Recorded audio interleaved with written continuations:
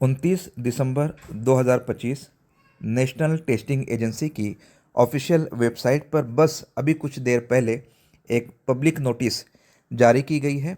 इसमें बताया गया है कि यूजीसी नेट दिसंबर 2025 का इम्तिहान 31 दिसंबर 2025 से 7 जनवरी 2026 के दरमियान सीबीटी मोड में 85 सब्जेक्ट्स में लिया जाएगा।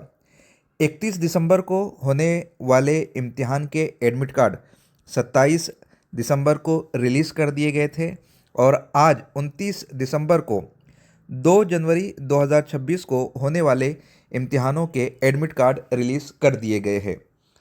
उर्दू वालों के लिए खुशखबरी है क्योंकि उर्दू का इम्तिहान 2 जनवरी को होने वाला है।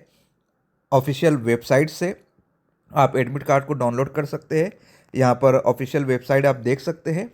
वेबसाइट से किस तरीके से आपको डाउनलोड करना है इससे पहले की वीडियो में मैं पूरी डिटेल बता चुका हूँ, आप उसे एक मर्तबा ज़रूर देखिए। Best of luck.